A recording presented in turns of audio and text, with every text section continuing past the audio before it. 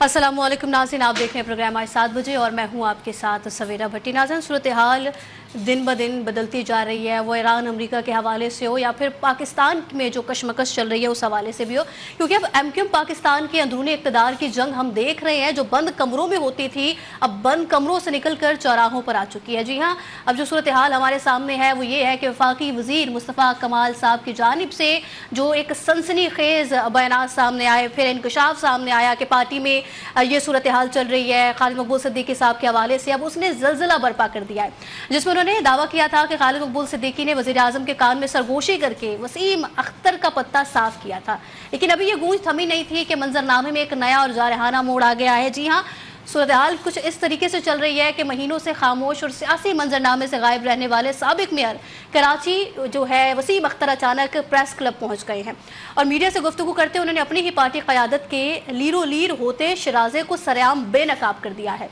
वसीम अख्तर ने माजी का हवाला देते हुए क़यादत को आईना दिखाने की कोशिश की और ये कहा कि एक वक्त था जब वफाकी और सूबाई हुकूमतों के लिए सियासी जमातें एमक्यूएम के दर पर आती थीं, लेकिन आज हम खुद आपस में लड़ रहे हैं। उन्होंने पूछा कि जब सीनियर रहनुमा इक़्तिदार के लिए बाजारों में लड़ाई झगड़ा करेंगे और आपस में इस तरीके से दस्तो गिरबा होकर पार्टी का मजाक बनाएंगे तो हम अवामी हुकूक के लिए सड़कों पर कैसे जा सकते हैं। वसीम अख्तर का यह भी कहना था कि हर बंदे ने डेढ़ ईंट की मस्जिद बनाकर एमक्यूएम को तबाह कर दिया है, जिसकी वजह से कारकुनान बदजल होकर पार्टी छोड़ रही हैं या फिर खामोश बैठ गए हैं। उन्होंने साफ अल्फाज में वार्निंग दी कि पानी अब सर से गुजर चुका है, खुदा का वास्ता है अब बस कर दे। सवाल ये है कि क्या इन पैदरपे बयानात ने एमक्यूएम पाकिस्तान को तारीख के बड़े दाखिली बहरान और तकसीम की दहलीज पर ला खड़ा किया है और क्या इंटर पार्टी इलेक्शन इस लड़ाई का खात्मा करेंगे या फिर ये एमक्यूएम का एक आखिरी शराजा भी बिखेर देंगे। इसके अलावा मजीद नाज़रीन बात करेंगे जो मुत्तहिदा अरब अमारात ने ईरान के साथ जारी कशीदगी और आबनाए हुर्मुज़ के खतरात के पेश नज़र एक बड़ा स्ट्रेटेजिक इकदाम करार देते हुए फुजैरा के मशरकी साहिल पर एक नई कसीरुल मकासिद बंदरगाह तामीर करने का फैसला किया है। डीपी वर्ल्ड के ज़ेर इंतज़ाम ये मनसूबा जबल अली बंदरगाह पर इन्हिसार कम करने और मुमकिना सिक्योरिटी खदशात के बायस बहरी तजारती सरगर्मियों में 90 से 95% तक मुतवक्की कमी से बचने के लिए तैयार किया गया है और इस नई तजारती गुजरगाह के जरिए जो माल बरदार जहाज होंगे वो आबनाए हुर्मुज़ को बाईपास करते हुए बराह रास्त खलीज ओमान से फुजैरा पहुंच सकेंगे, जहां से सामान की मुंतकली ज़मीनी या रेलवे नेटवर्क के रास्ते की जाएगी। यह मनसूबा 18 माह में मुकम्मल होने की उम्मीद भी कर दी गई है और साथ ही मुत्तहिदा अरब अमारात की सप्लाई चेन को महफूज बनाने और खित्ते की जोग्राफियाई और सियासी सूरत हाल के मुताबिक मुल्की मईशत को मुस्तहकम रखने की हिकमत अमली का एक अहम हिस्सा भी है। इस तमाम सिनेरियो पर बात करने के लिए हमारे साथ मौजूद है सीनियर तज्ज़ियाकार है जब्बार चौधरी साहब, प्रोग्राम में हमें ज्वाइन कर चुके हैं और माहिर बैनुल अक़वामी उमूर हैं डॉक्टर इरफान फ़ानी साहब, वो भी प्रोग्राम में हमारे साथ मौजूद हैं और सीनियर तज्ज़ियाकार हैं इम्तियाज़ खान फ़ारान साहब, वो भी प्रोग्राम में हमें ज्वाइन कर चुके हैं। रुख करेंगे माहिर बैनुल अक़वामी उमूर डॉक्टर इरफान फ़ानी साहब का। इरफान फ़ानी साहब, सर सूरत हाल हमारे सामने है, अगर हम अमरीका की बात कर लें और ईरान की बात कर लें, कशीदगी दिन ब दिन बढ़ती जा रही है। अमरीकी सदर ट्रंप की जानिब से वाज़ेह तौर पर कह दिया गया है कि अब मज़ीद शदीद हमले किए जाएंगे और मज़ीद शदीद हमलों का ऐलान कर दिया गया। साथ ही अमरीकी सदर ने ईरान की बहरी नाकाबंदी बहाल करने का ऐलान कर दिया है और दूसरी तरफ हम ईरान को भी देख रहे हैं, ईरान की जानिब से वाज़ेह इस ऐलान पर जवाब दिया गया है कि हमारी मर्जी के बगैर आबनाए हुर्मुज़ में किसी भी सरगर्मी का इंतहाई सख्त जवाब दिया जाएगा। और हम देख रहे हैं सर ईरान दे भी रहा है, जैसे दो पहले बहरी जहाज़ों को निशाना बनाया गया ड्रोन से, फिर उसके पहले भी जो आबनाए हुर्मुज़ से गुजरने की कोशिश थी और ईरान के बकौल के वो जो तयशुदा रास्ता था उससे नहीं गुजर रहे थे तभी निशाना बनाया गया। तो फिर इरफान फ़ानी साहब, सूरत हाल कहाँ जाते हुए देख रहे हैं आप? देखिए, मैं गुज़िश्ता प्रोग्राम्स के भी अंदर मैं ये बात करता रहा हूँ कि जो खित्ता है मशरक़ वस्ता का और वेस्ट एशिया का, यहाँ का जो बैलेंस ऑफ पावर है ना वो तब्दील हो चुका है।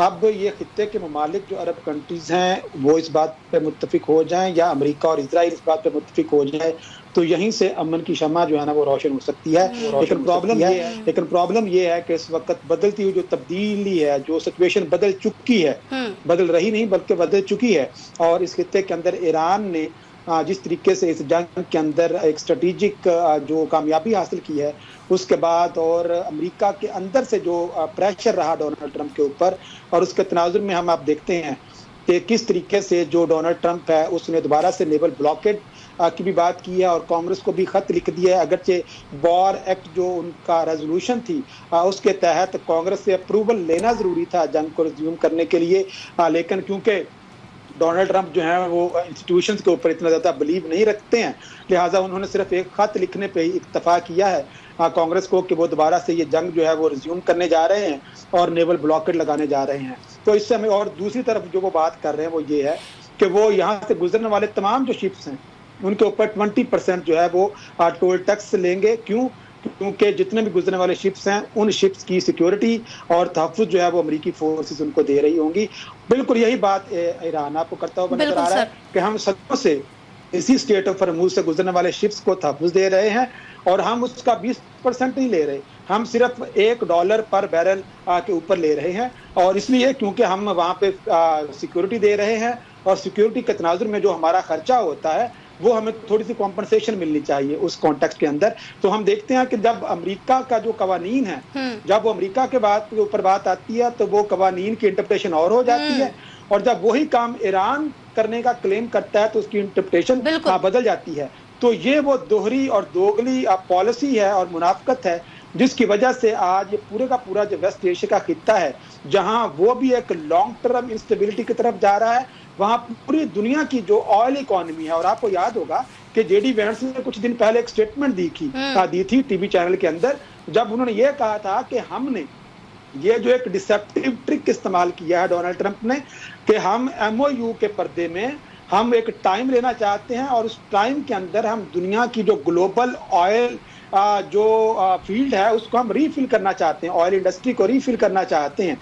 तो मतलब ये है कि ओपनली अमेरिका जो है एक तो है मुनाफकत करें और उसको छुपाएं, लेकिन ये एक ऐसी एडमिनिस्ट्रेशन है अमेरिका की कि जहाँ पे ये मुनाफकत कर भी रहे हैं और उसका बबांके दोहल जो है वो एतराफ़ भी कर रहे हैं कि हम ये कर रहे हैं, हम तुमने जो करना है वो कर लो।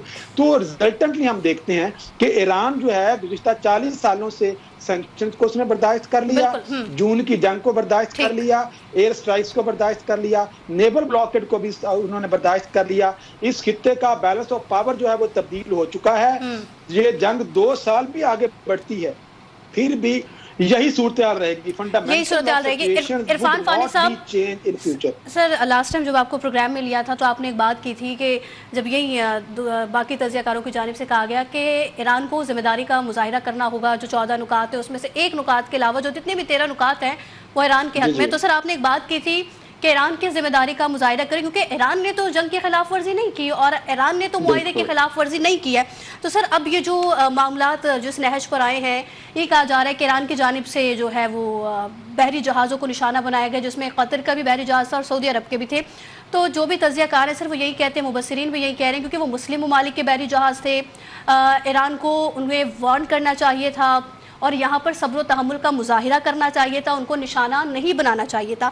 तो सर आपका क्या राय है, क्या कमेंट है, यहाँ पर ईरान को सब्र व तहम्मुल का मुजाहिरा करना चाहिए था या जो ईरान ने ये काम किया वो आपकी नज़र में सही है? क्योंकि उसके बाद फिर अमरीकी सदर की जानिब से बयानात आए, फिर दोबारा अमरीका ने ईरान पर हमले करना शुरू कर दिए और आज तीसरा दिन है अमरीका की जानिब से ईरान पर हमले वैसे ही जारी हैं। सर देखिए, जब MOU साइन हुआ था ना तो पहली बात तो ये है कि ये MOU खुद एक डिसेप्टिव ट्रिक था जिसका जेडी वेंस खुद एतराफ़ कर चुका है।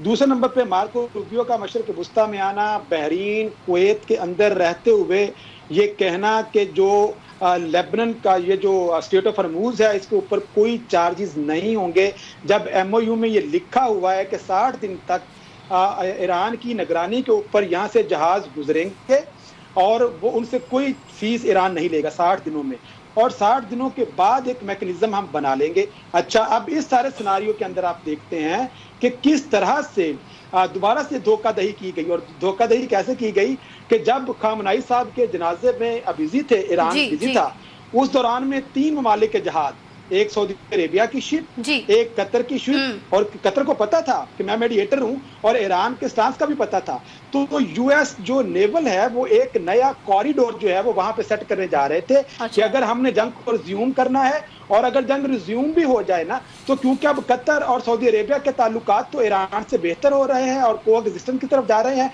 तो ईरान तो इनके ऊपर अटैक नहीं करेगा। लिहाजा जब यहाँ से ये गुजरना शुरू हो जाएंगे सिलसिला जहाजों का, تو ہم جنگ ریزیوم بھی کر دیں گے تو ٹریفک نہ رکے. تو بنیادی طور پر ہم نے جب بھی تجزیہ کرنا ہے نا، ایک چیز ہم نے ذہن میں رکھنی ہے کہ حملہ ایران نے نہیں کیا تھا، ایران کے اوپر حملہ ہوا ہے. ایران اگر آج اسٹریٹ آف ہرموز کو کمپرومائز کر دے گا تو کون گارنٹی دے گا کہ امریکہ ایران کے اوپر حملہ نہیں کرے گا؟ اگر تو کوئی امریکہ کی یہ گارنٹی دے سکتا ہے تو پھر ٹھیک ہے. اگر آپ کو پتا ہے کہ آج ڈونلڈ ٹرمپ کی اسٹیٹمنٹ کچھ اور ہے، کل کو آپ اسٹریٹ آف ہرموز کا لیوریج بھی ختم کر دیتے ہیں ایران سے، تو اس کے بعد تو آپ بمباری کر دیں گے اور ایران کو کہیں گے کہ ہم آپ کا کوئی بھی $300 بلین نہیں دے رہے، کر لو جو کرنا ہے. اب ایران کے پاس تو کوئی لیوریج نہیں رہے گا. دیکھیں دنیا کے اندر جو ڈپلومیٹک میجرز ہوتے ہیں نا، یہ تب میننگ فل ہوتے ہیں جب ان کے پیچھے پاور کی مینیفیسٹیشن ہوتی ہے. انڈیا نے آپ پہ حملہ کیا تھا جب تک آپ نے اپنے مسل شو نہیں کیے، انڈیا جنگ بندی کی طرف نہیں آیا تھا. ایران اگر یہاں پہ پیسو ہو جاتا ہے، جس کو تجزیہ نگار کہہ رہے ہیں کہ ایران کو ذمہ داری کا مظاہرہ کرنا چاہیے، اگر وہ پیسو ہو جاتا ہے تو ایران کا اپنا مستقبل مخدوش ہو جائے گا اور اس کا حشر وہی ہوگا کہ جارڈن کی طرح یا تو ہمیشہ سے ان کی ایک آپ پراکسی بن کے رہیں اور اسرائیل کا ہر دوسرے دن کے اوپر حملہ ہوتا ہے ہو جائے گا، یا ایک آٹونومس اسٹیٹ بن کے آپ نے یہاں پہ رہنا ہے. ٹھیک ہے، آپ کو پوائنٹ آ گیا. جبار صاحب، آپ نے عرفان فانی صاحب کی گفتگو سنی ہے. وہ کہہ رہے ہیں 60 دن کی نگرانی میں آبنائے ہرمز پر جو ہے ایران کی جانب سے کوئی ٹول ٹیکس یا سروس فیس ادا نہیں کرنی تھی، لیکن اس کی نگرانی میں جہاز گزرتے.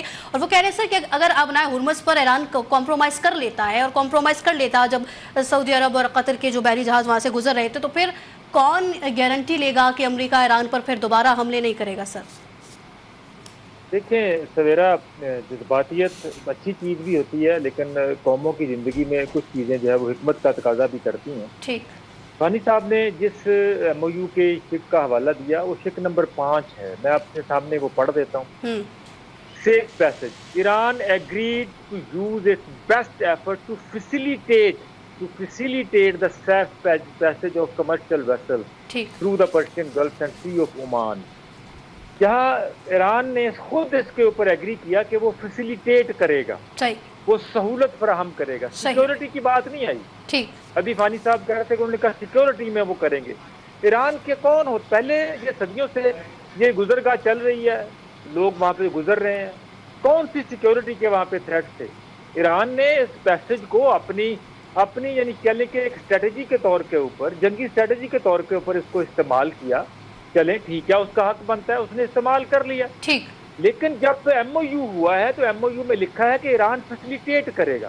لیکن ایران نے کیا کیا، میری جو ناقص رائے ہے، وہاں پر جب دو پیسج ہیں، ایک ہے ناردرن روٹ جو کہ ظاہر ہے ایران کی طرف سے، ایک سدرن روٹ ہے جو کہ عمان کی طرف ہے.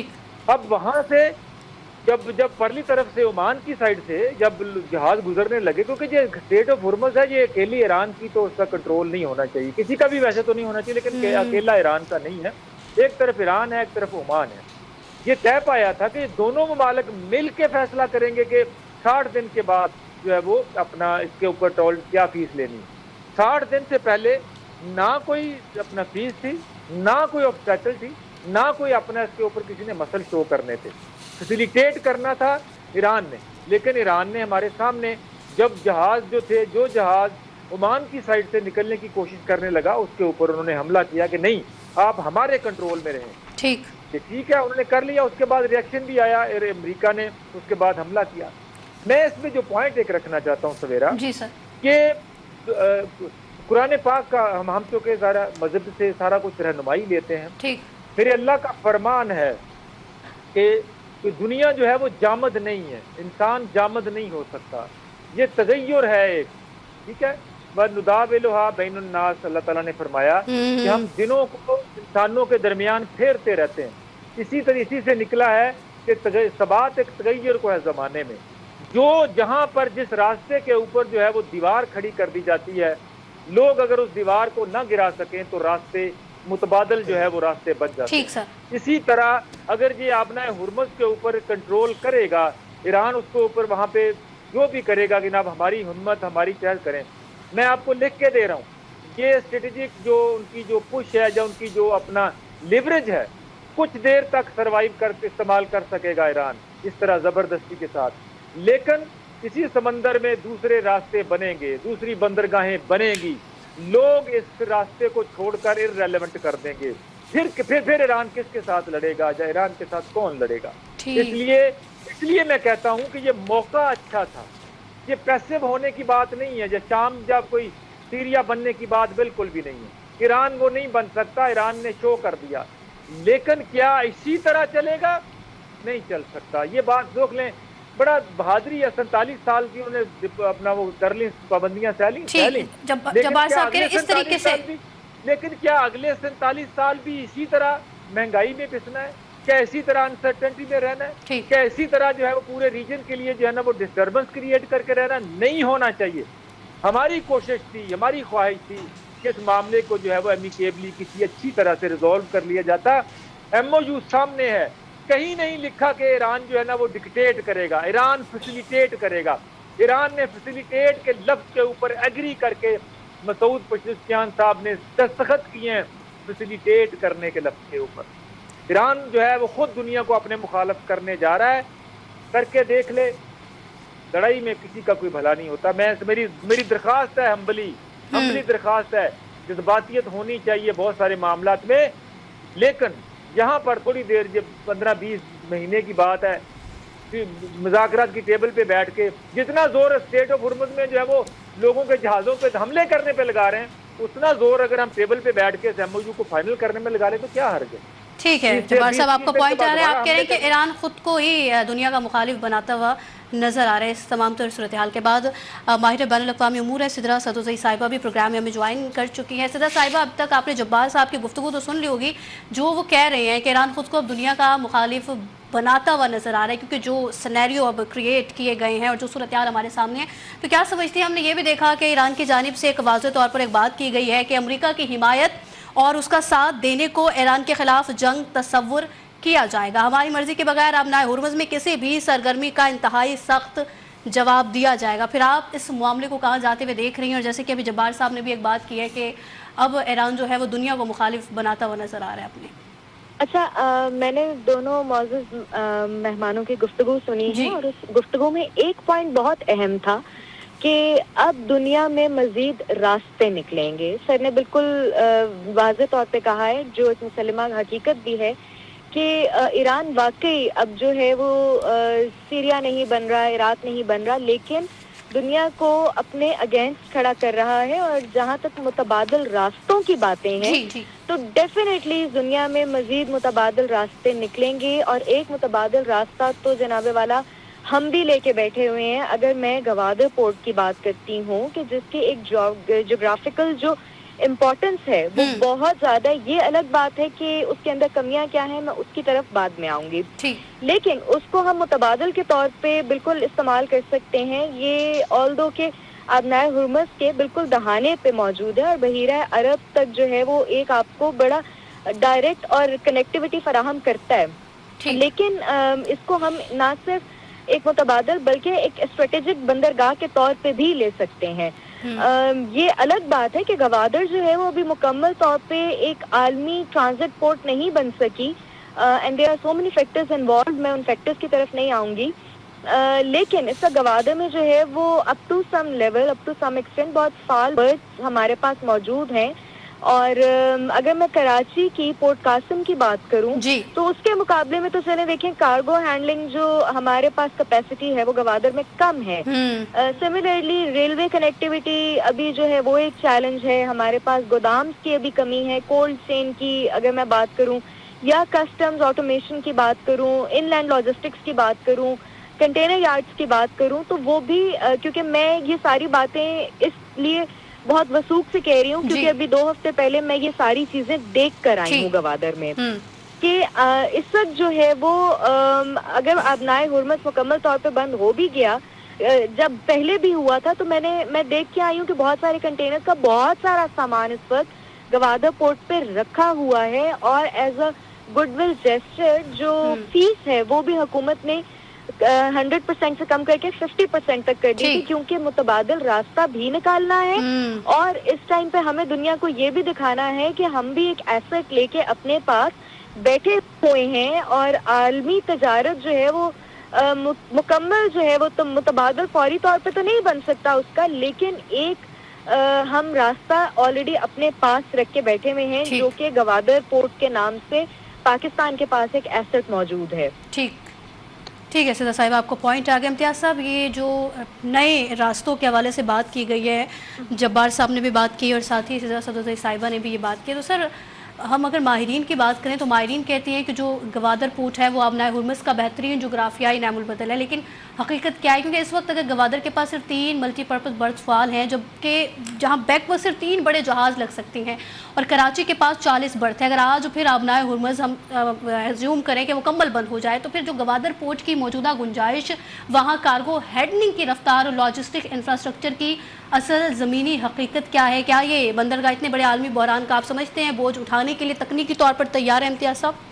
بسم اللہ الرحمن الرحیم، ہر دم درود و سلام محمد آل محمد صلی اللہ علیہ وسلم پر۔ دیکھیں، مولا علی کا قول ہے کہ بہادر آدمی حکمت والا ہوتا ہے، حکمت کے بغیر بہادری ہو نہیں سکتی، اور اس کے لاتعداد مثالیں موجود ہیں جنگوں کے اندر جو خود مولا علی نے پیش کی ہیں کہ حکمت کے بغیر انہوں نے کوئی اس طرح کی ایکٹیویٹی نہیں کی۔ تو حکمت کا ہونا نہایت ضروری ہے۔ ہم پہلے دن سے یہ بات کر رہے ہیں، جبار چودھری صاحب بھی، فیصل بھائی بھی، ہم سب جذبات کے ساتھ بات کرتے ہیں کہ بینگ مسلم بھی اور بینگ پاکستانی بھی ہم بات کرتے ہیں، ساری چیزیں آگے لے کے۔ گوادر کی جہاں تک بات کی، فی الحال دیکھیں ہم اس کو ہمیں کیٹیگوریکلی کرنا چاہیے کہ فی الحال اس پوزیشن میں نہیں ہے کہ امیجیٹ اس کو ٹیک اوور کرے۔ میں 5 سے 6 سال پہلے کی کئی ایک مثالیں دے سکتا ہوں۔ حافظ طارق، میں، ہم تھے، یہ بلوچستان کا بھی وزٹ کیا اور بہت انتہائی اہم پرسنالٹی سے بات کی، نان پولیٹیکل پرسنالٹی سے ہم نے ساتھ وزٹ کیا تھا۔ تو اس وقت ہمارا ایک برادر اسلامی ملک، نو ایران نہیں، ایران کے علاوہ ایک برادر اسلامی ملک پوری طرح گوادر کے خلاف ایکٹیو تھا اور ساری ایکٹیویٹی کر رہا تھا، اور وہ اس نے دیکھے فوراً تیزی سے اپنے ابھی کام بہت زیادہ شروع کر دیا۔ فی الحال اس طرح کی نہیں ہے، لیکن اس کے لیے ہمیں 1 پوائنٹ ایجنڈے کے ساتھ ہمیں تمام چاروں صوبوں کو مل کے ایک کام کرنا پڑے گا۔ اب ایسا نہیں ہے کہ وہاں پر بہت ٹائم لگے گا، اگر سب مل کے فائنانس ہمارا ارینج ہو جائے تو بہت تیزی کے ساتھ بہت ساری برتھیں بن سکتی ہیں، ساری کی ساری کیچ لائنز موجود ہیں، سارے چیزیں موجود ہیں۔ امیجیٹ ظاہر ہے کہ وہ اتنا بڑا ٹیک اوور نہیں کر سکتا۔ اچھا، اب ایک دوسری بات کرتے ہیں، آبنائے ہرمز کا ٹول 40-45 سال سے ایران نے کیوں نہیں استعمال کیا؟ کبھی سنا تھا آبنائے ہرمز کہ ایران کی ایک طاقت کے طور پر سامنے یہ رہا؟ اور جب پہلا حملہ ہوا ہے ایران کے اوپر، جب فیبری میں جنگ کا اس سے پہلے جب یہ جنگ کا آغاز ہوا ہے، تو کیا آبنائے ہرمز بند کی تھی؟ سڈنلی جب ایک مرحلہ آیا 15-20 دن کے بعد یہ سامنے آیا کہ آبنائے ہرمز ایک ٹول کے طور پہ یوز ہوا، وار ٹول کے طور پہ، تو کسی نے تو ایڈوائز کیا تھا نا، جس نے ایڈوائز کیا تو اس کے ایڈوائز پہ آگے بھی عمل ہونا چاہیے تھا، آگے بھی عمل کیا جانا چاہیے کہ وہ ایڈوائزر ایک بہترین ایڈوائزر تھا جس نے ایک بہت بڑا ٹول ایران کے ہاتھ میں دے دیا۔ ٹول پیسے والا نہیں کہہ رہا، یعنی جو ٹول ہوتا ہے جس سے آپ چیزیں یوز کر سکتے ہیں، وہ سارا دیا۔ امان کو کون لا کر بٹھایا تھا؟ کس نے لا کر بٹھایا تھا ایران کے ساتھ؟ امتیاز صاحب، جو ابھی عرفان فانی صاحب نے بھی ایک بات کی ہے کہ جب ایران کی جانب سے ٹول ٹیکس نہیں، سروس فیس لینے کا کہا گیا، تو یہی امریکہ تھا جس نے کہا کہ ایسا نہیں ہو سکتا اور اس کی جو ہے یہ خلاف ورزی ہے اور اس طریقے سے یہ صورتحال نہیں بنے گی۔ اب وہی امریکہ 20% جو ہے وہ خود سروس فیس اور ٹول ٹیکس لینے کا کہہ رہا ہے، تو سر یہ دوغلی پالیسی پھر کہاں جاتے ہوئے دیکھ رہے ہیں؟ یہ دوغلی پالیسی ایران کے حق میں جائے گی نا، اس کو جب یوٹیلائز کریں گے۔ اور جو جبار چودھری صاحب نے جو ایک 5 پوائنٹ پڑھا نا، یہ لکھا ہوا ہے اس کے اندر، وہ 60 دن میں نہیں لینا تھے، سروس چارجز کے اوپر لکھا ہوا ہے اس میں، سروس چارجز۔ ہم یہ بار بار بات کر رہے ہیں، جو قدرتی گزرگاہیں ہیں وہاں پہ کوئی ٹول ٹیکس پوری دنیا میں کہیں نہیں ہے۔ پاناما کے اندر ہے، نہر سوئس کے اندر ہے، جس میں انسانی ہیومن کارگزاری ہے، اس کے اندر آبنائے ہرمز قدرتی ہے، اس پر یہ طے پایا ہوا ہے، MOU میں لکھا ہوا ہے، سروسز چارجز اس کے اندر منع نہیں ہے۔ اب یہ امریکہ نے کیے، اس کو آپ دوغلی پالیسی کہیں یا جو کچھ بھی کہیں، یہ تو میں ایران کے حق میں سمجھ رہا ہوں، بالکل اسی طرح ایران کے حق میں ہے جس طرح سے جو یورینیم کی افزودگی کی بات ہوئی، ایگریمنٹ میں لکھا گیا، معاہدے میں لکھا جائے گا، ہم اس کو یہ کہتے ہیں کہ وہ اسرائیل کے خلاف ہے نکتہ، کیونکہ اگر ایران اگر ایٹمی تیاری نہیں کر سکتا تو بھلے اسرائیل ایٹم بم بنا چکا ہو، وہ اناؤنس نہیں کر سکتا۔ جس دن اس نے اناؤنس کیا، بالکل پاکستان کی طرح ایران بھی اس بات میں حق بجانب ہوگا، وہ ایٹمی دھماکہ کرے، ایٹمی طاقت ہونے کا اعلان کر دے، جیسے پاکستان بھی CTBT میں پھنسا ہوا تھا، نہیں پھنسا ہوا تھا۔ ہندوستان نے جیسی وائلیشن کی، دھماکہ کیا، پورے عالمی قوانین اوپن ہو گئے، پاکستان نے ہمت و بہادری کے ساتھ مظاہرہ کیا۔ سر یہ تو آپ اور میں کہہ رہے ہیں نا، امریکہ کی پش پناہی تو اسرائیل کو ہر جگہ اور ہر سطح پر ہی حاصل رہی ہے، تو اس سطح پر بھی ہوتا ہے ایسا یہ نہیں ہے کہ ہم بھی کسی کی پشپنائی کرتے ہیں نا، ہماری بھی پشپنائی ہوتی ہے، پوری دنیا ایسی چلتی ہے، اسلامک نان اسلامک سب ایسے چل رہے ہیں۔ جاپان کے اوپر دنیا میں بم اگر گرائے گئے، ہیروشیما ناگاساکی، تو دنیا میں واحد ملک ہے جاپان، آج اس کے بعد فوج نہیں ہے، اس کی سیکورٹی کون کرتا ہے؟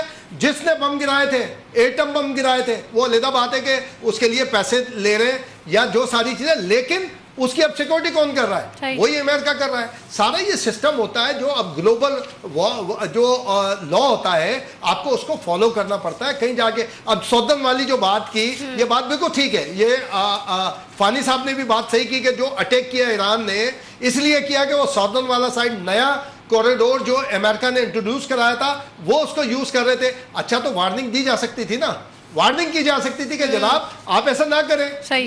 اس کا مطلب یہ ہوا کہ امریکہ نے جو ٹرائنگل اسٹریٹجی یوز کی وہ ابھی تک اس میں کامیابی کے ساتھ جا رہا ہے۔ پاکستان نے بہت طریقے کے ساتھ انشاءاللہ پھر ہو رہا ہے، کیونکہ 2-3 ڈپلومیسی ایسی ابھی ہوئی ہیں اور بڑی تیزی کے ساتھ ہوئی ہے۔ پرائم منسٹر، فارن منسٹر، اگر ہمارے فیلڈ مارشل ٹرکیہ میں موجود ہے تو خامخواہ موجود نہیں ہے، وہ اتنا بڑا وہاں پہ نیٹو کا ہوا ہے اجلاس، اس کے بعد وہاں پر گئے تو ضرور ایک ایڈوائز ہے، ایک بہت بڑی اسٹریٹجی کے ساتھ موجود ہے۔ انشاءاللہ معاملات بہتری کی طرف ہو جائیں گے پھر تیزی سے۔ لیکن پاکستان نے مشرق وسطیٰ میں جو جنگ کو روکا تو کون وہاں پہ وائلیشن کے لیے جا رہا ہے؟ اگر یمن نے سعودی عرب پر حملہ کر دیا ہے، وارننگ دے دی ہے، تو سعودی عرب سے کس کا معاہدہ ہے؟ پاکستان کا دفاعی معاہدہ ہے۔ پاکستان اگر اس کے اوپر جائے گا تو پھر ایران کیا کرے گا؟ پھر ایران کا اگر معاملہ ہوگا تو پاکستان نے بڑی حکمت عملی سے مشرق وسطیٰ میں آپس میں لڑائی کو روکا ہوا ہے۔ اب دیکھیں اوپیک سے نکلا، یو اے نکلا، جھگڑا ہوا، اب کتنی تیزی سے وہ جا رہا ہے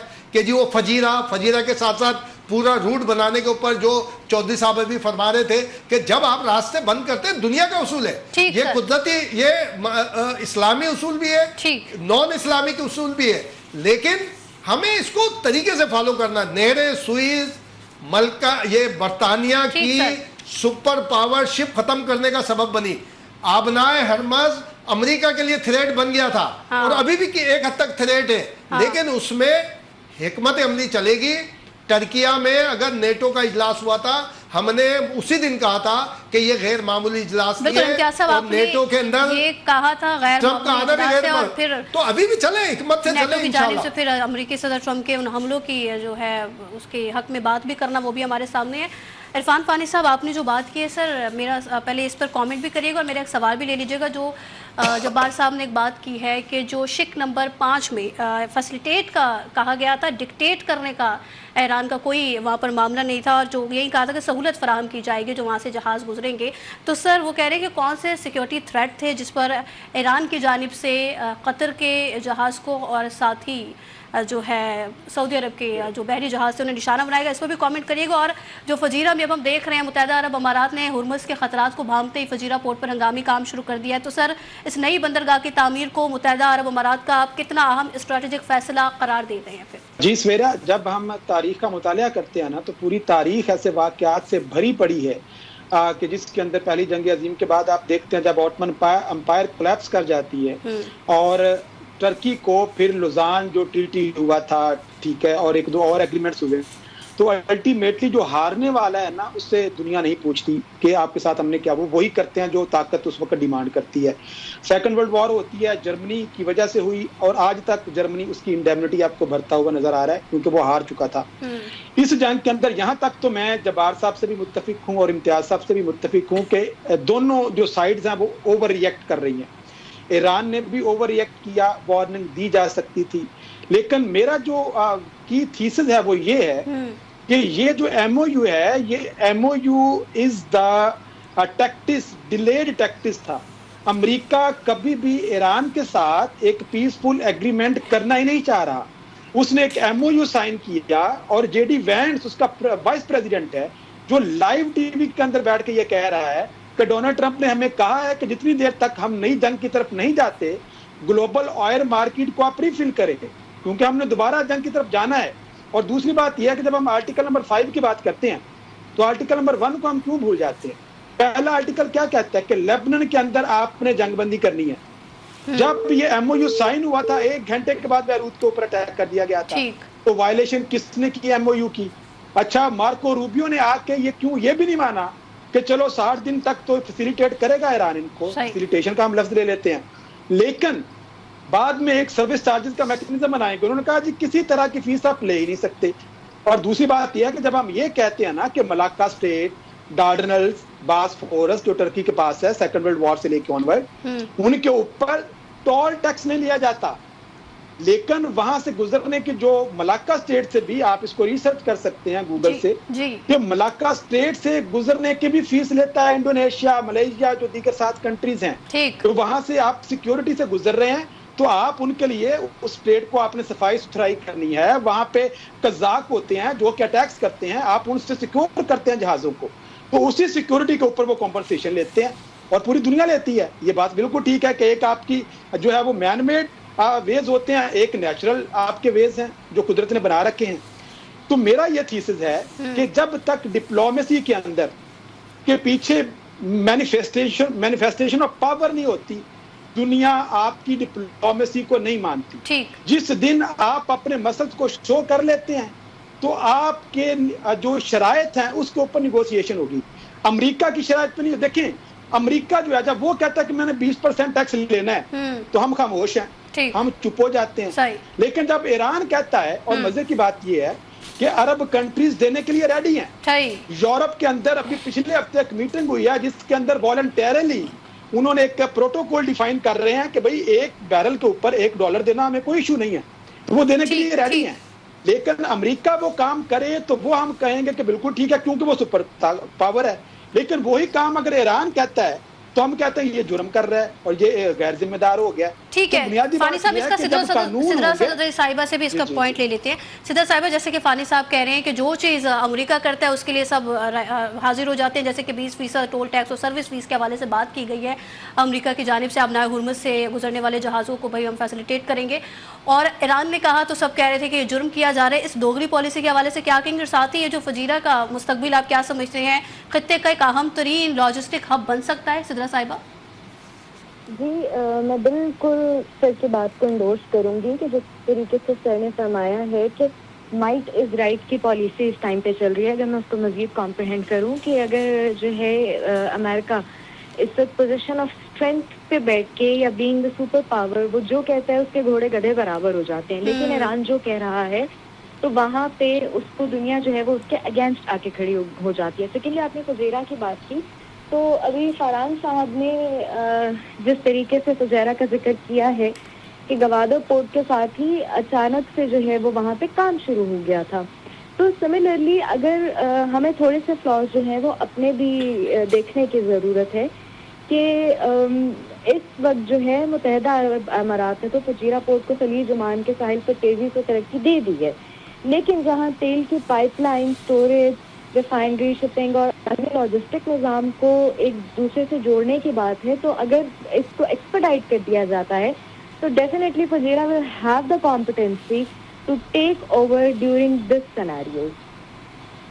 ठीक, सिद्रा साहिबा आपको पॉइंट आ गया है। जब्बार साहब, आपने सिद्रा साहिबा की भी बात सुनी है, इस पर क्या कमेंट करेंगे? और साथ ही ये बताइएगा इस सूरत हाल पर जो मुत्तहिदा अरब अमारात की जानिब से की जा रही है फजीरा में नई बंदरगाह बनाने की तामीर करने के हवाले से, इसको चीन और दीगर इलाकाई ताकतें इस मंसूबे को किस नज़र से देखेंगे? फिर मैं इसके ऊपर बाद में आता हूँ, अभी जो फानी साहब बात कर रहे हैं, मैं थोड़ा सा उस पर थोड़ा सा करना चाहूँगा। देखें, पहली बात तो ये है कि उनका खदशा है, फानी साहब का खदशा है कि जो जेडी वैंस ने कहा वो उन्होंने कहा, लेकिन जो लिखा हुआ है मेरे लिए वो अहम है। स्टेटमेंट्स बहुत सारी आती जाती रहती हैं। दूसरी बात ये कि फैसिलिटेशन का लफ्ज़ के ऊपर एग्री किया ईरान को अगर ये खदशा था जी कि ये टाइम बाइंग है या अमेरिका टाइम बाई कर रहा है, तो यहाँ पर 2 महीने पहले डिले हुआ मुआहिदा ईरान जो है जिसको डिले कर लेता, ईरान इसके अंदर वो भी शामिल करवा देता चेक 15वीं कि जी कि ये टाइम बाई नहीं होगा, ये स्ट्रिक्ट होगा, 60 दिनों के अंदर फलां टाइम के ऊपर जो है ना हम बैठ के बात करेंगे। हम वो तो पहली तरफ ही जानी उठा के तो मुज़ाकरात को डिले होने की बातें शुरू हो गई।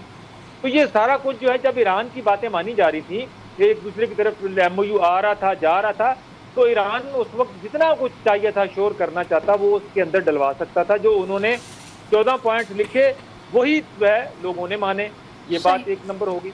दूसरी बात ये है कि अगर हम समझते, चलो ہم فانی صاحب کی بات کو میں فرض کر لیتا ہوں کہ جی کہ واقعی یہ جو ہے وہ ٹائم ٹیکنگ ہے، جو ٹائم بائی کرنے کے لیے انہوں نے معاہدہ کیا، تو ٹائم بائی چلو کر لیا. اب کتنے ہو گئے؟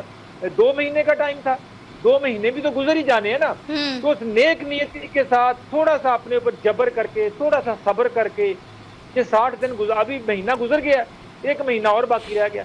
اگر ہم دیکھتے، ایران دیکھ لیتا، دنیا دیکھ لیتی، بعض اوقات حکمت سے دوسرے کا چہرہ جو ہے وہ اتمام حجت کو ایرانیوں کے سے زیادہ کوئی شاید نہ جانتا ہو.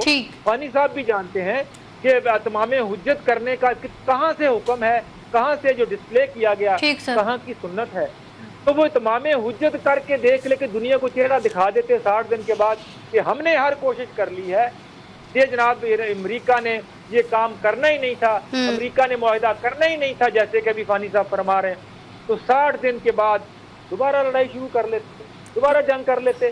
جنگ کا آپشن تو وٹ پہ پڑا ہوا ہے، جنگ کا آپشن تو ہر وقت ہے. جبار صاحب آپ کہہ رہے ہیں کہ 60 منٹ 60 دن رک جاتے، اس کے بعد دوبارہ جنگ شروع کر دیتے. میرا صرف یہ بات ہے، دنیا کو چہرہ دکھاتے، اس کے بعد دنیا ایران کا ساتھ دیتی.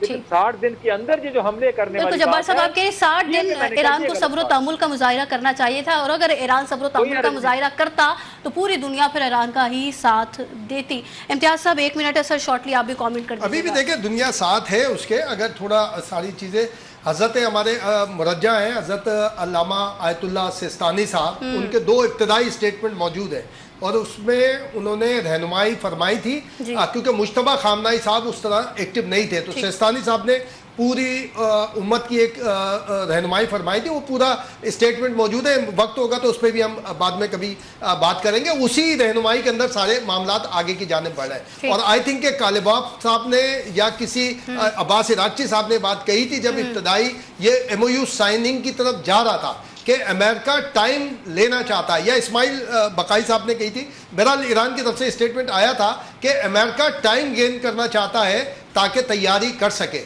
یہ بالکل ساری چیزیں موجود تھیں. تو اس کے بعد حکمت ہمیں جو ابھی چودھری صاحب فرما رہے ہیں نا کہ ہمیں چہرہ بے نقاب کرنے کے لیے بہت وقت تھا، ابھی بھی ہے. 3 کمیٹیاں بن چکی ہیں، 3 کمیٹی بنی ہوئی ہیں، ان کو ڈیزالو کرنے کا اعلان نہیں ہوا. یہ ضرور ہوا ہے کہ ایم او یو سائلنٹ ہو گیا یا ساری چیزیں ہو گئی. ابھی بھی معاملات بہت اچھائی کی طرف ہیں، بہت بہتری کی طرف جا رہے ہیں. ہمارے نمائندے امان کے اندر موجود ہیں، ہمارے فیلڈ مارشل ترکیہ میں موجود ہیں. اور یہ جو وزٹ، یہ صرف فاتح کا وزٹ نہیں تھا، قطر کا جو نواز شریف صاحب اور شہباز شریف صاحب کر کے آئے، یہ ایک لیگیسی ہے. ابھی تھوڑا سا ہمیں یمن کے اوپر بھی کام کرنا ہوگا، اور میرا خیال ہے کہ وہ بھی 1 آدھ دن میں وہاں انشاءاللہ شروع ہونے والا ہے، اور وہاں پر بھی پاکستان اپنا کام کر رہا ہے. وایا ایران ضرور ہم جا رہے ہیں وہاں پر، اور وہ وہاں انشاءاللہ بہتری کی طرف ہے. اب ایک حکمت کی طرف جائے، سب نے دیکھ لیا، اپنے مسل یوز کر لیے. ابھی بھی دنیا امریکہ سے سیٹسفائیڈ نہیں ہے. اب اس کو ہم نے صرف اسٹریٹجی کے دنیا ساتھ امریکہ سے سیٹسفائیڈ نہیں ہے، لیکن جیسے کہ عرفان فانی صاحب نے کہا کہ امریکہ جو چیز کہہ دیتا ہے، جو رول بناتا ہے، اس پہ پوری دنیا لبیک کہتی ہے. اور اگر ایران کی جانب سے وہ بات کی گئی تو اسے جرم جو ہے وہ کہہ دیا گیا. اس دوغلی پالیسی کو ختم ہونا چاہیے، جیسے کہ عرفان فانی صاحب نے کہا ہے. ہمارے ساتھ موجود تھے عرفان فانی صاحب، ماہر بین الاقوامی امور ہیں، اور ماہر بین الاقوامی امور سدرا صدوزئی صاحبہ. آپ دونوں کے وقت کا شکریہ. ابھی پروگرام میں وقت ہے ایک بریک کا. کراچی کی سیاست اور ایم کیو ایم کے اختلافات کے حوالے سے بات کریں گے. بریک کے بعد ساتھ رہیے. ویلکم بیک ناظرین. کراچی کی سیاست اور ایم کیو ایم کے اختلافات کے حوالے سے بات کر لیتے ہیں. مصطفیٰ کمال کی جانب سے جو خالد مقبول صدیقی کے حوالے سے اور ان پر جو طنز کے تیر چلائے گئے، اس کے بعد اب جو وسیم صاحب اب خود میدان میں کود پڑے، وہ ساری صورتحال اب سامنے ہے. مصطفیٰ کمال صاحب نے اعلانیہ یہ کہہ دیا ہے کہ جو خالد مقبول صدیقی ہیں وہ آئینی چیئرمین نہیں رہے ہیں، اور خود اب اکتوبر میں چیئرمین کا الیکشن لڑیں گے. دوسری طرف ہم یہ بھی دیکھ رہے ہیں کہ وسیم اختر اور وسیم آفتاب صاحب کہہ رہے ہیں کہ جنہیں الیکشن کا طریقہ کار نہیں معلوم وہ چیئرمین بننا چاہتے ہیں. جبار صاحب ساری صورتحال یہ ہے سر، تو کیا ایم کیو ایم اب خالد مقبول دھڑے اور مصطفیٰ کمال دھڑے میں باقاعدہ تقسیم ہو چکی ہے، اور اس جنگ میں پھر آپ وسیم اختر کو کس پلڑے میں بیٹھے اور کھڑے نظر آ رہے ہیں پھر سر آپ کو؟ دیکھیں جی، وسیم اختر صاحب اگر جو وسیم آفتاب صاحب کی نیاز میں جا کے حلیم کھائے ہیں تو پھر آپ کو اور آپ کو سمجھ آ جانی چاہیے کہ وہ کس پلڑے میں ہے. جہاں سے حلیم کھائی ہے اسی پلڑے میں ہوں گے. اور اس کا اظہار بھی کر دیا. کل امتیاز صاحب نے بات کر دی تھی، کل امتیاز صاحب نے بتا دیا تھا کہ وہاں پر کون کون جمع ہوا تھا. اور ظاہر ہے بیسیکلی دیکھیں ایشو یہ ہے کہ جو اوریجنلی جو تقسیم ہوئی تھی، جو اپنا یعنی کہ مصطفیٰ کمال نے جب چھوڑا تھا اس کے ساتھ جو لوگ چلے گئے تھے وہ دوبارہ جو مرجر ہوا، میرا خیال ہے بہت سارے لوگوں نے اس کو تسلیم نہیں کیا ایم کیو ایم کے اندر. وہ مجبوری کا رشتہ تھا، مجبوری کی شادی تھی، وہ سارا کچھ انہوں نے کر تو لیا. مصطفیٰ کمال صاحب بھی واپس آ گئے. اب مصطفیٰ کمال صاحب یا تو اس وقت چونکہ ظاہر ہے ابھی چونکہ داخل ہونا تھا، انٹری لینی تھی ایم کیو ایم کے اندر، تو اس وقت انہوں نے کنوینئر بننے کی یا ہیڈ بننے کی یا سربراہ بننے کی بات شاید نہیں رکھی اس طرف سے. اب چونکہ کافی وقت گزر چکا ہے تو اب ان کو لگتا ہے کہ ان کی جڑیں یا ان کی ایم کیو ایم میں ایسی ہے کہ وہ ایم کیو ایم کو جو ہے وہ ٹیک اوور کر سکتے ہیں بطور کنوینئر، جب خالد مقبول صدیقی صاحب کی جگہ لے سکتے ہیں. تو اس وجہ سے انہوں نے اسٹرگل شروع کر دی ہے. لیکن میرا خیال ہے کہ وہ جو لوگ ایم کیو ایم کے تھے انہوں نے مصطفیٰ کمال صاحب کا جانا اگر ناپسند کیا تھا تو آنا بھی انہوں نے ناپسند ہی کیا ہے. لیکن ظاہر ہے وہ آئے ہیں، وہ جائے ہیں، تو اب اس کے بعد چونکہ ساری جو فوکس ہے وہ خالد مقبول صدیقی صاحب کو عہدے سے ہٹا کے مصطفیٰ کمال صاحب جو ہیں وہ عہدہ لینا چاہتے ہیں، وہ بننا چاہتے ہیں.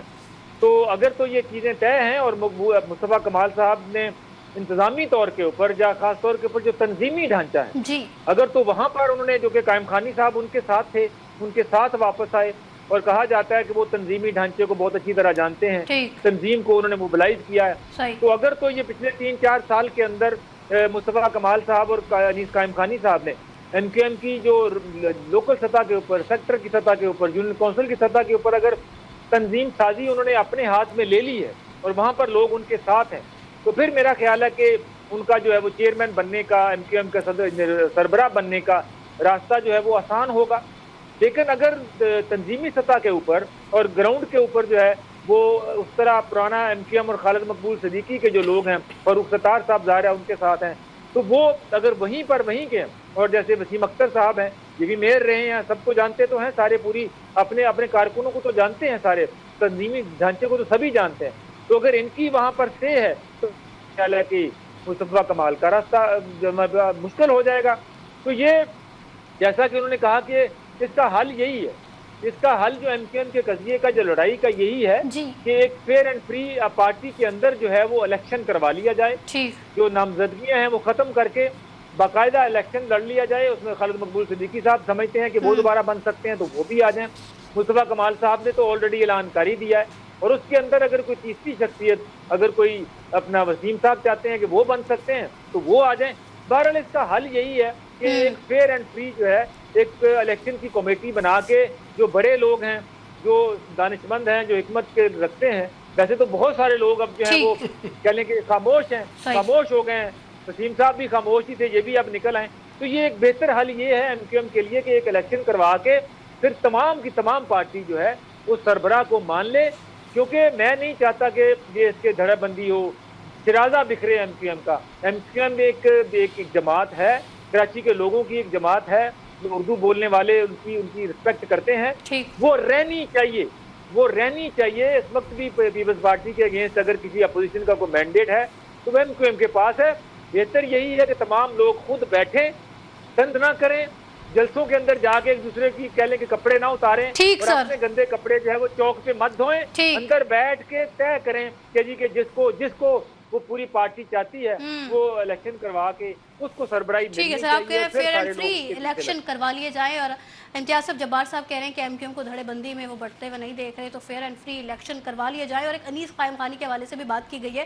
سر اگر انیس قائم خانی ڈھانچے تنظیمی ڈھانچے کو اتنے اچھی طریقے سے جانتے تھے، پھر وہ والی صورتحال بھی تو ہم نے دیکھی نا جو اسمبلی میں اور اس کے بعد بہادر آباد کی سائڈ پر جو ایک دوسرے کو دھمکیاں دی گئی، جو ساری صورتحال تھی وہ بھی امتیاز صاحب آپ کے سامنے تھی، آپ کو یاد بھی ہوگی. اور ساتھ ہی اب کیا سمجھتے ہیں خالد مقبول صدیقی صاحب کی قیادت پر یہ جو اٹھنے والے سوالات ہیں یہ پارٹی کو کس حد تک متاثر کر سکتے ہیں؟ پھر دیکھیں سویرا، الیکشن اور تباہی کا سبب ہوں گے. اگر الیکشن ہوئے، اول تو مجھے ہوتے ہوئے نظر نہیں آ رہے، اگر ہوئے تو اور خرابی ہوگی، بہت زیادہ خرابی. جبار صاحب سن لیں. اور دوسری بات یہ ہے کہ تنظیمی خرابی سے بعض اوقات خرابی کرنے کے بعد ٹھیک بھی چیزیں خراب کرنے سے وہ ہومیوپیتھی میں ہوتا ہے. اگر اس طرح لڑتے رہیں گے نہیں یہ وہ فور دا ٹائمنگ ہے لڑائی، یہ ایسے نہیں ہے. وہ دیکھیں وسیم اختر، وسیم آفتاب جو یہ کہہ رہے ہیں نا کہ چیئرمین وہ بننا چاہتے ہیں. الیکشن کمیشن نے ڈیڈ لائن دے دی ہے نا اکتوبر میں ایم کیو ایم کو انٹرا پارٹی الیکشن کی. سر انٹرا پارٹی ایک علیحدہ چیز ہے، یہ ایک علیحدہ چیز ہے. انٹرا پارٹی ظاہر ہے کہ اس کے لیے ہوں گے، وہ جمع ہو جائیں گے.